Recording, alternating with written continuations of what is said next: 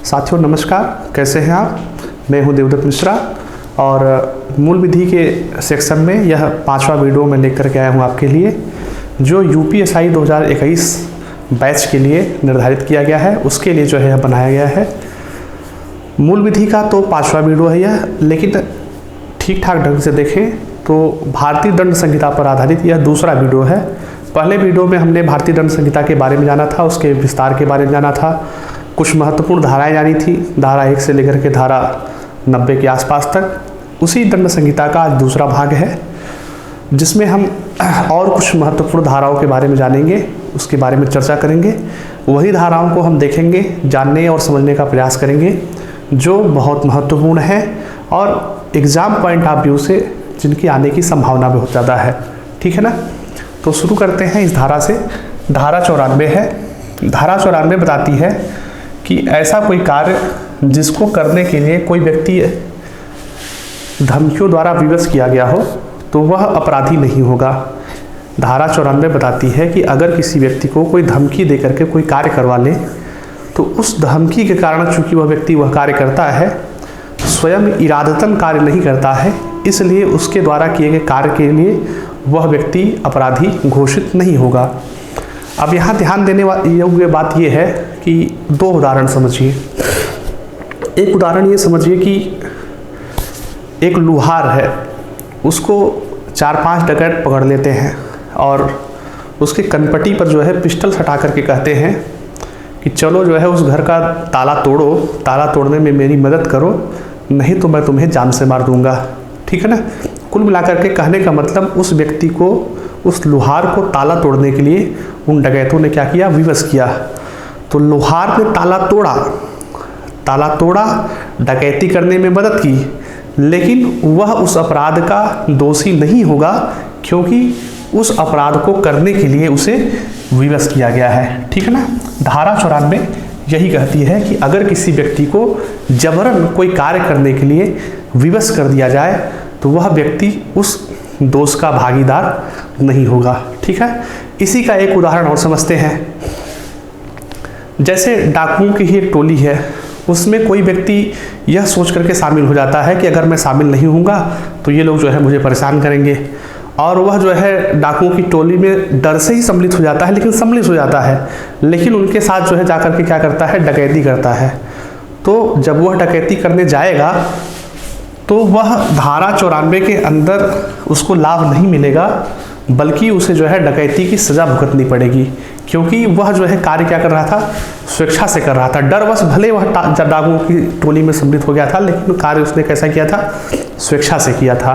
तो यहाँ यह माइनर अंतर जो है न्यायालय इस बात पर ध्यान देता है कि परिस्थिति जो है कैसी थी। ठीक है ना। परिस्थिति धारा 94 के अधीन मान्य थी या नहीं मान्य थी। ठीक है ना। तो अगर आपसे परीक्षा में कोई विकल्प दे दिया जाए इस प्रकार का कि एक लुहार को 3-4 डकैत उठा लेते हैं और उसको जान की धमकी दे करके किसी घर का जो है लाक कटवाते हैं, ताला तोड़वाते हैं, और वह जो है डकैती का जो है दोषी है, तो आप कहेंगे वह डकैती का दोषी नहीं माना जाएगा, क्योंकि जो है उसे धमकी द्वारा वह कार्य करने के लिए विवश किया गया था। ठीक है। अगली धारा है धारा 95। धारा 95 बताती है कि तुच्छ अपहानि कारित करने वाला कोई कार्य अपराध नहीं होगा। ठीक है ना। मतलब ऐसा कोई कार्य जिसे सामान्य लोग समझते हैं कि यह जो है अपराध योग्य नहीं होना चाहिए। जैसे आपने क्या किया, आप जा रहे हैं और आपको जो है कोई आम दिख गया। ठीक है ना। सड़क से जा रहे हैं, किसी का आम का पेड़ है, कोई आम दिख गया आपको, आपने क्या किया, वह एक आम तोड़ लिया। ठीक है। एक आम, केवल सिंगल आम तोड़ लिया और तोड़ करके आप खाते हुए चले गए। तो वह सिंगल आम तोड़ना जो है आपका, चूँकि बहुत ही तुच्छ कार्य है, बहुत ही छोटा कार्य है, इसलिए वह अपराध की श्रेणी में नहीं आएगा। ठीक है ना। धारा 95 कहती है कि अगर किसी को किसी कार्य करने से एकदम तुच्छ अपहानि हो, जिससे कोई गणना नहीं की जा सके, तो वह कार्य जो है अपराध की श्रेणी में नहीं आएगा। लेकिन अगर आपने जो है उस पेड़ के पूरे आमों को ही साफ कर दिया तो वह जो है चोरी या डकैती की श्रेणी में जरूर सम्मिलित हो जाएगा। ठीक है ना। वह जो है तुच्छ अपहान की श्रेणी में नहीं आएगा। ठीक है ना। तुच्छ अपहान का मतलब ऐसा कार्य जिसके करने से किसी को बहुत घाटा न हुआ हो, बहुत थोड़ा ही घाटा हुआ हो, बहुत तुच्छ घाटा हुआ हो, तो उसे क्या कहा जाता है? तुच्छ अपहानि कहा जाता है। और तुच्छ अपहानि के लिए जो है भारतीय दंड संहिता के अधीन कोई दंड निर्धारित नहीं किया गया है। माना गया है कि कार्य क्या है? बहुत तुच्छ है। धारा 95 ऐसा बताती है आईपीसी की। अगली धारा समझते हैं। अगली धारा क्या है? अगली धारा है धारा 96। धारा 96 कहती है कि प्राइवेट प्रतिरक्षा में की गई बात, मतलब आप अपनी जान बचाने के लिए, अपना माल बचाने के लिए जो कार्य कर रहे हैं वह अपराध की श्रेणी में नहीं आएगा। ठीक है ना? वह अपराध की श्रेणी में नहीं आएगा। कुल मिलाकर के आपको अपनी जान बचाने का अधिकार है और उस जान को बचाने के लिए आपको दूसरे की जान लेने का भी अधिकार है। वह दंड की श्रेणी में नहीं आएगा, अपराध की श्रेणी में नहीं आएगा। उसको जो है आगे की धारा में बताया गया है। जैसे धारा 100 में बताया गया है कि जो शरीर की रक्षा का अधिकार आपको मिला हुआ है, शरीर की प्राइवेट रक्षा का अधिकार मिला हुआ है, उसमें जो है आप किसी की मृत्यु तक कब कर सकते हैं। ठीक है? ऐसी कौन सी परिस्थिति है कि आप जो है सामने वाले की मृत्यु भी कर देंगे तो भी आपके ऊपर कोई दंड नहीं बनेगा? ऐसी कौन सी कंडीशन है? ठीक है ना? कुल मिलाकर के आपको प्राइवेट प्रतिरक्षा में किसी की जान लेने तक का भी जो है अधिकार मिला हुआ है, बशर्ते इस 7 प्रकार की जो है शर्तें पूरी होती रहे। 7 में से किसी एक प्रकार की शर्त पूरी होती रहे। ठीक है ना? ये शरीर की प्राइवेट प्रतिरक्षा का अधिकार है। ठीक है ना? इसको ध्यान दे लीजिएगा। किसकी प्राइवेट की प्रतिरक्षा का? धारा जो 100 बात करती है वह शरीर के प्राइवेट प्रतिरक्षा की बात करती है। और उस प्रतिरक्षा के अधिकार में आप किसी की मृत्यु भी कर सकते हैं अगर आपको आशंका हो। इसमें पहला जो ऑप्शन है वह यह है कि अगर आपको आशंका हो कि आपके ऊपर ऐसा हमला हो रहा है जिसमें आपकी मृत्यु हो सकती है। ठीक है ना? अगर यह आशंका आपके ऊपर बन गई है कि आपने अगर उस व्यक्ति को नहीं मारा तो वह व्यक्ति आपकी जान ले लेगा, तो उस समय जो है आप उस व्यक्ति की हत्या कर सकते हैं, मार सकते हैं। उसमें जो है आपको न्यायालय से दंड नहीं मिलेगा। मुकदमा आपके ऊपर जरूर लिखा जाएगा। आपने उस व्यक्ति की हत्या की तो धारा 302 आईपीसी की लग जाएगी, हत्या की। साथ में धारा 100 भी लग जाएगी। धारा 100 आईपीसी की लग जाएगी कि आपने जो है प्राइवेट प्रतिरक्षा में यह जो है हत्या की है, तो ये जो है क्या करेगा? इस धारा को कैंसिल कर देगा। ठीक है ना? बशर्ते न्यायालय में यह साबित होना चाहिए कि आपने वह काम धारा 100 के अधीन की थी। मतलब आपको यह आशंका साबित कर दी होगी कि वह बिल्कुल अगर मैं न मारता तो वह क्या कर देता? हमारी मृत्यु कर देता। यह अगर साबित हो जाएगा तो आपको कोई दंड नहीं दिया जाएगा। ठीक है ना? कुल मिलाकर के अगर आपको आशंका हो कि आपके ऊपर जो हमला होने जा रहा है उसमें आपकी मृत्यु हो सकती है तो आपको दूसरे की हत्या करने का पूरा अधिकार है और आपको उस हत्या के लिए कोई दंड नहीं मिलेगा। दूसरी बात क्या बताई गई है धारा 100 में कि अगर आपको आशंका है कि हमले का परिणाम घोर उपहति होगा। घोर उपहति का मतलब जो है मेरे अंग छिन्न भिन्न हो जाएंगे और मतलब मैं बिल्कुल लुहान हो जाऊंगा, मरने योग्य हो जाऊंगा। उस स्थिति में भी आप क्या कर सकते हैं? किसी की जान ले सकते हैं। ठीक है ना? अगर आपको आशंका है कि मैंने उसकी जान नहीं ली तो वह जो है मेरी घोर उपहति अवश्य कर देगा। ठीक है ना? यह बात अगर आप न्यायालय में साबित कर पाए तो आपको उस व्यक्ति के हत्या का कोई दंड नहीं मिलेगा। ठीक है? तीसरा ऑप्शन आपको बताता है कि बलात् संग के आशय से किया गया हमला। बलात् संग का मतलब होता है बलात्कार या जिसको आप कहते हैं रेप। अगर किसी महिला को यह लग जाए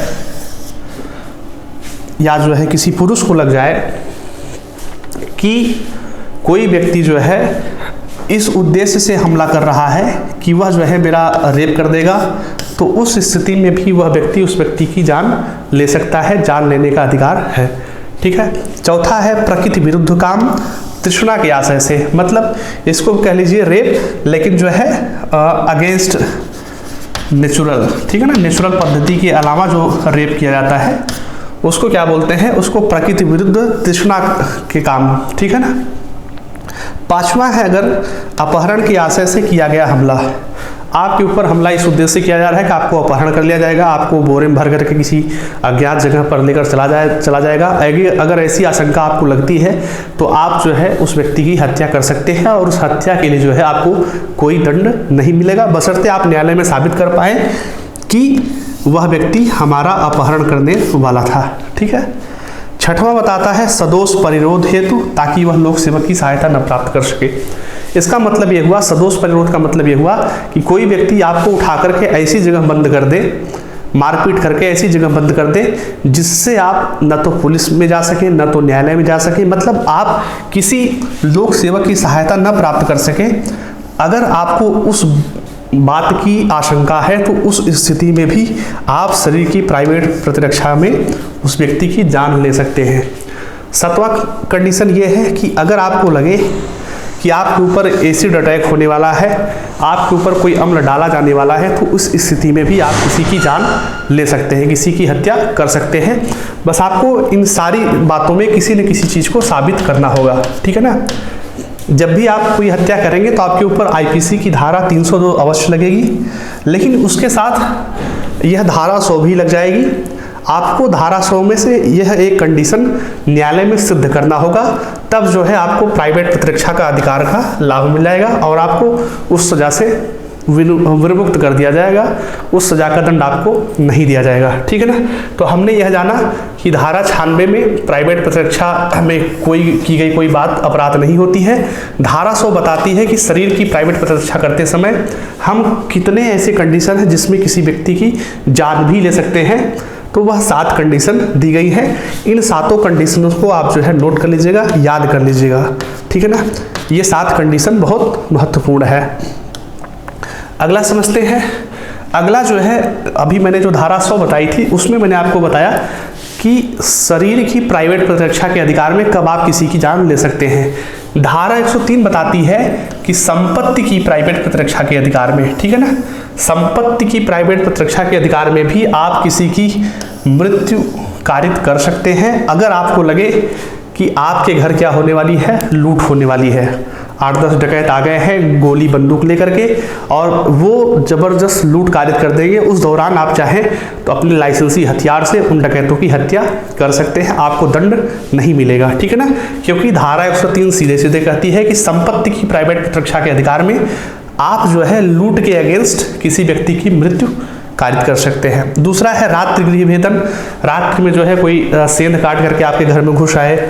चौथा है अग्नि द्वारा रिष्टि, कहने का मतलब आपके घर को आग लगा दिया जाए, तो आप उस आग लगाने वाले व्यक्ति को जो है क्या कर सकते हैं, आग लगाने से पहले जो है अगर वो आग लगाने का प्रयास कर रहा है तो उसकी मृत्यु कारित कर सकते हैं। चौथा है चोरी, रिष्टि, गृह अतिचार, इन सब की आशंका में अगर घोर उपहत या मृत्यु होने की संभावना आपको हो रही है, आपको लग रहा है कि चोरी करेगा साथ में मेरी मृत्यु भी कर देगा, तो उस स्थिति में भी आप क्या कर सकते हैं, अपनी प्राइवेट प्रतिरक्षा में सामने वाले व्यक्ति की मृत्यु कारित कर सकते हैं। आपको न्यायालय से दंड नहीं मिलेगा, लेकिन आपको यह जो है न्यायालय में सिद्ध करना होगा, ठीक है। तो धारा 100 जो है बात करती है शरीर के प्राइवेट प्रतिरक्षा की और धारा 103 बात करती है संपत्ति के प्राइवेट प्रतिरक्षा की। उसमें 7 कंडीशन है, इसमें 4 कंडीशन दी गई है जिसमें आप किसी व्यक्ति के मृत्यु कर सकते हैं, कारित कर सकते हैं। अब एक धारा है 120A या 120 का बोलते हैं, जिसे बोलते हैं आपराधिक षड्यंत्र, ठीक है ना, क्रिमिनल कॉन्स्पायरेसी बोलते हैं इसको अंग्रेजी में। क्या बोलते हैं, क्रिमिनल कॉन्स्पायरेसी। 120A में जो है क्रिमिनल कॉन्स्पायरेसी की परिभाषा दी गई है कि आपराधिक षड्यंत्र होता क्या है, ठीक है ना, षड्यंत्र होता क्या है उस बात की परिभाषा दी गई है। तो ध्यान दे लीजिएगा, जब एक से अधिक व्यक्ति, 2 या 2 से अधिक व्यक्ति हो, ठीक है ना, 2 या 2 से अधिक व्यक्ति हो, तभी बात उठती है किसकी, आपराधिक षड्यंत्र की, ठीक है ना। षड्यंत्र रचने में कम से कम 2 या 2 से अधिक व्यक्ति होंगे, ठीक है ना। मान लीजिए A है और B है, दोनों ने मिल करके षड्यंत्र रचा कि किसी तीसरे व्यक्ति C की हत्या करनी है किसी खास जगह, और उस षड्यंत्र के तहत A ने जो है B को प्रेरित किया, B ने जाकर के C का मर्डर कर दिया, ठीक है ना। तो जो A होगा वह क्रिमिनल कॉन्स्पायरेसी यानी आपराधिक षड्यंत्र का दोषी होगा।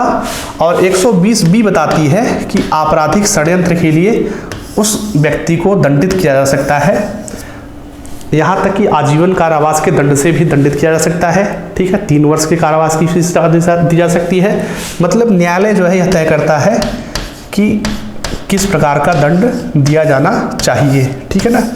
तो धारा 120A बताती है आपराधिक षड्यंत्र क्या है, और 120B बताती है कि उस आपराधिक षड्यंत्र का दंड क्या होगा। ठीक है ना। जैसे जब किसी थाने में मुकदमा लिखा जाता है तो मुकदमा लिखते समय धारा 120A नहीं लिखी जाएगी। ठीक है ना, क्योंकि धारा 120A क्या है, परिभाषा दे रही है। लगती क्या है धारा वह लगती है जिसमें क्या होता है, दंड का वर्णन क्या होता है। अगर किसी व्यक्ति के विरुद्ध जो है आपराधिक षड्यंत्र का मुकदमा लिखा जाना है तो थाने में क्या लिखा जाता है, 120B धारा लिखी जाती है आईपीसी की। ठीक है ना, इस बात को आप समझ लीजिएगा। जिन जिन धाराओं में दंड का प्रावधान किया गया है उन्हीं धाराओं का उल्लेख मुकदमा लिखते समय किया जाता है, परिभाषा का उल्लेख नहीं किया जाता। वरन जो है जिन धाराओं में दंड का उल्लेख है उन्हीं धाराओं का मुकदमा लिखते समय थानों वगैरह में प्रयोग किया जाता है। ठीक है ना। तो आपराधिक षड्यंत्र की परिभाषा दी गई है 120A में या 120K में, और उसका दंड दिया गया है 120K में। आपराधिक षड्यंत्र का मतलब यह हो गया, दो या दो से अधिक व्यक्ति मिलकर के कोई अपराध करने की योजना बनाते हैं। ठीक है ना, तो उसको क्या कहा जाता है, आपराधिक षड्यंत्र यानी क्रिमिनल कॉन्स्पायरेसी कहा जाता है। ठीक है। और है धारा 121, महत्वपूर्ण धारा है। धारा 121 कहती है कि भारत सरकार के विरुद्ध युद्ध करना या युद्ध करने का प्रयास करना या युद्ध करने का दुष्प्रेरण करना क्या होता है। ठीक है ना, यह कौन सा बताता है, धारा 121 बताती है कि ऐसा कार्य क्या माना जाएगा, ऐसा कार्य माना जाएगा अपराध अगर कोई व्यक्ति भारत सरकार के खिलाफ सीधे युद्ध कर दे या युद्ध करने का प्रयास करे या युद्ध करने के लिए दुष्प्रेरण करे, मतलब दूसरे को प्रेरित करे कि आप भारत सरकार के खिलाफ जो है क्या करिए, भारत सरकार को सत्ता से हटाइए, ये करिए वो करिए, कुल मिलाकर के भारत सरकार के खिलाफ क्या करिए, आप युद्ध करिए। ठीक है ना। तो यह धारा 121 बताती है कि यह क्या है, और धारा 121K में इसका जो है दंड निर्धारित किया गया है। किसका, भारत सरकार के विरुद्ध युद्ध करने का, युद्ध करने के प्रयास करने का या युद्ध करने के दुष्प्रेरण करने का जो है दंड निर्धारित किया गया है धारा 121K में। ठीक है ना। यहाँ तक कि इसमें जो है आजीवन कारावास तक की भी सजा हो सकती है। अधिकतम सजा कितनी है, अधिकतम सजा है आजीवन कारावास, और न्यूनतम सजा जो है न्यायालय निर्धारित करता है कि न्यूनतम सजा कितनी होनी चाहिए। अगर किसी व्यक्ति पर अपराध साबित होता है कि वह भारत सरकार के विरुद्ध युद्ध करना चाह रहा था या युद्ध करने का वह प्रयास कर रहा था या किसी को जो है युद्ध करने के लिए प्रेरित किया था, दुष्प्रेरित किया था। ठीक है। एक अति महत्वपूर्ण धारा है धारा 124K। धारा 121K के बारे में मैंने अभी बताया है, तो इसको जो है कैंसिल कर लीजिए, इसका कोई मतलब नहीं है। धारा 124 जो है बताता है राजद्रोह क्या है।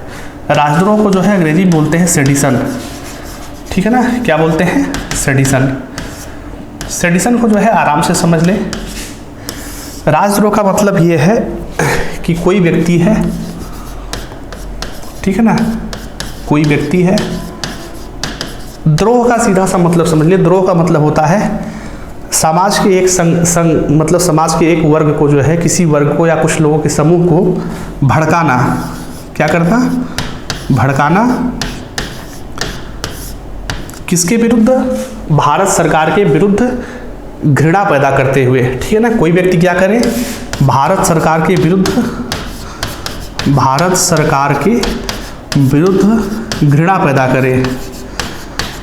घृणा पैदा करने का मतलब ये हो गया कि जैसे जो है भारत देश अच्छा नहीं है, भारत में इतना अत्याचार हो रहा है, इससे अच्छा क्या है, पाकिस्तान है, पाकिस्तान में बहुत सहूलियत है, या फिर जो है सऊदी अरबिया है, भारत अत्याचारी देश है, भारत ऐसा है, भारत वैसा है। तो यह सब अगर कोई व्यक्ति लिख करके कहीं प्रचार कर रहा है या भाषण देकर के प्रचार कर रहा है या अन्य किसी भी माध्यम में कुछ भी कर रहा है, तो उसको जो है उस कृत्य को राजद्रोह की श्रेणी में रखा जाएगा, सेडिशन की श्रेणी में रखा जाएगा, और उस व्यक्ति को अधिकतम आजीवन कारावास तक की सजा दी जा सकती है। ठीक है ना, आजीवन कारावास की सजा दी जा सकती है आईपीसी के धारा 124A के दंड के तहत। ठीक है ना, धारा 124A आप नोट कर लीजिएगा, अत्यंत महत्वपूर्ण है। मैं आपको कहूँगा कि यह धारा आप याद कर लीजिए। ठीक है ना, अन्य धाराओं को मैं कहता हूँ कि आप धारा याद न करिए, चल जाएगा, कॉन्सेप्ट समझ लीजिए, लेकिन धारा 124A याद कर लीजिए। इसकी पूछे जाने की संभावना बहुत प्रबल होती है। राजद्रोह की बात, राजद्रोह का दंड आईपीसी के सेक्शन 124A में दिया गया है, ठीक है ना, 124A में दिया गया है राजद्रोह का दंड, राजद्रोह की परिभाषा कि राजद्रोह क्या होता है, उसके लिए क्या दंड निर्धारित किया गया है, ठीक है ना। चलिए और देखते हैं, एक है धारा 141। धारा 141 में दिया गया है विधि विरुद्ध जमाव। विधि विरुद्ध जमाव का मतलब जब 5 या 5 से अधिक व्यक्ति, एक कंडीशन है विधि विरुद्ध जमाव की, कम से कम जो है 5 लोग सम्मिलित होने चाहिए। इस पॉइंट को आप नोट कर लीजिएगा। विधि विरुद्ध जमाव के लिए कम से कम 5 लोगों की उपस्थिति रहनी अनिवार्य है, ठीक है ना। और वह जो है, वह जमाव कैसा हो, वह जमाव जो है विधि के विरुद्ध हो, ठीक है ना। जैसे जो है कहीं अगर आपको निर्देशित किया गया है कि यहाँ जो है प्रदर्शन नहीं करना है, उसके बावजूद 5 से अधिक लोग पहुँच करके प्रदर्शन कर रहे हैं, तो उसको क्या माना जाएगा, उसको माना जाएगा विधि विरुद्ध जमाव माना जाएगा, ठीक है ना। और विधि विरुद्ध जमाव के लिए जो है आने वाली अनेक अन्य धाराओं में 142, 143 इन सब में जो है दंड का प्रावधान किया गया है, ठीक है ना। तो उसको ध्यान देना जरूरी नहीं है, बस हमें ध्यान देना यह बात है कि धारा 141 में विधि विरुद्ध जमाव की बात की गई है और विधि विरुद्ध जमाव के लिए कम से कम 5 या 5 से अधिक व्यक्तियों का होना अनिवार्य है, ठीक है। अगली जो धारा दी गई है धारा 146, वह है बलवा करना, ठीक है ना। बलवा करना का मतलब इसमें भी जो है यह मैंडेटरी है कि 5 या 5 से अधिक व्यक्ति जब होंगे तभी यह माना जाएगा कि वो लोग क्या कर रहे थे, बलवा कर रहे थे।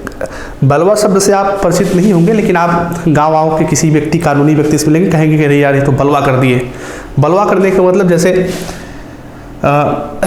एक परिवार है, ठीक है, एक परिवार पर 6-7 लोग मिल करके क्या कर दिए, गांव के, शहर के, कहीं के भी 6-7 लोग मिल करके अटैक कर दिए, आक्रमण कर दिए, लाठी डंडे से मारने लगे। तो अगर अकेले मारेंगे, अकेले लाठी डंडे से मारेंगे तो वहाँ धारा 323 वगैरह लगेगी, मैं आगे आपको बताऊंगा, मारपीट का दंड वगैरह लगेगा। लेकिन अगर 5 से ज़्यादा व्यक्ति शामिल हो जाएंगे तो वह क्या माना जाएगा, वह माना जाएगा बलवा करना, कि स्थिति जो है क्या हो गई है, बहुत जटिल हो गई है। उस स्थिति में जो है दंड क्या मिलेगा, दंड अधिक मिलेगा। उस दंड का प्रावधान किया गया है धारा 147 में, ठीक है ना। धारा 147 में बलवा के लिए दंड निर्धारित किया गया है, ठीक है, जिसमें जो है 3 वर्ष से अधिक तक की कारावास जो है हो सकती है। अन्य तरह के विशेष, मतलब कुल मिलाकर के आपको कारावास वगैरह नहीं रटना है कितना कारावास होगा, क्योंकि कारावास जो है प्रायः न्यायालय तय करता है। और आपको केवल यह ध्यान देना है कि धारा 147 में बलवे के लिए जो है दंड का निर्धारण किया गया है। बलवा के लिए भी क्या होना चाहिए, कम से कम 5 व्यक्ति होने ही चाहिए, तभी जो है वह बलवा माना जाएगा, ठीक है। तो अगला वीडियो जो है अगले ही दिन मैं प्रयास करूंगा कि अगला वीडियो मूल विधि से संबंधित है, जिसमें जो है लगभग आईपीसी का आधा सेक्शन हम लोग पूरा कर लेंगे और 2-3 वीडियो में ही सरल भाषा में, एकदम समझने योग्य भाषा में पूरी आईपीसी हम लोग पूरा कर लेंगे। फिर सीआरपीसी पे चर्चा करेंगे, पर्यावरण संबंधी कानूनों पर चर्चा करेंगे और कुल मिलाकर के मेरा अनुमान है कि बहुत ही कम समय में पूरी मूल विधि आईपीसी के लिए तैयार हो जाएगी। तो अगर आपने इस YouTube चैनल को सब्सक्राइब नहीं किया है तो YouTube चैनल को हमारे सब्सक्राइब कर लीजिएगा।